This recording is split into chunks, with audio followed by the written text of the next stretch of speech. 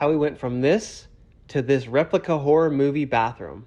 So it started with a lot of planning and sketching to figure out how to recreate this iconic, massive bathroom and fit it into our space and also make it usable as a real bathroom for our Airbnb guests with amenities, storage, etc. First, we stripped the bathroom, removed the old fixtures, and it gave us a blank slate to work with. We added this light and fan combo unit directly above the shower. Now, vintage green fixtures were basically impossible to find, so we brought in a professional to refinish the tub, along with a new sink and a new toilet in that iconic mint green color. And now we have a brand new, perfectly matching set. I began working on the iconic arch by constructing it out of 2x4s. Took a little finessing to get it installed, but we got it in there. I bought these arches made to fit right up in there. So let's install them. Then I put some cement board on the inside and drywall on the outside of the wall. The drywall on the arch was a little tricky, but nothing that a ton of screws can't fix. Then we installed the vinyl corner bead and began applying the drywall mud.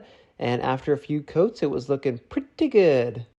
It took a ton of research to figure out how to do the shower because in the movie, it looks like it was just drywall or something, which obviously wouldn't work in real life. So I ended up going with the concrete shower that gave me a similar look. The process began like most showers by putting up cement board and then applying a waterproof membrane over the top of that. Then it was time to apply the concrete, and oh boy, my first attempt was a complete failure. I put it on way too thick and could not get a nice smooth finish.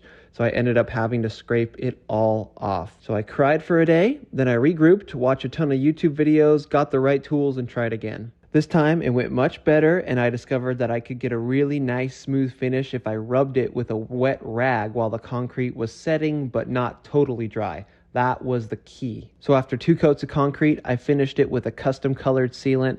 This is basically just painted on and it seals the concrete and makes it waterproof. And I'm really happy with how it turned out. I think we really achieved the look of that shower quite well. The next step to recreate the bathroom was to paint the walls. First, I sketched out the wall design and then we applied the green paint. Then it was onto the penny tile floor. First, we laid out the design and then started installing it. We had to insert each yellow tile individually because they were just slightly larger than the white tiles, but I think it came out great. Then it was time to install some molding around the door and around the base. I custom made the yellowish gold trim for the walls by cutting it out of a piece of thin plywood, then priming and painting it. Then I installed that, and I used a product called Flex Trim for around the shower arch.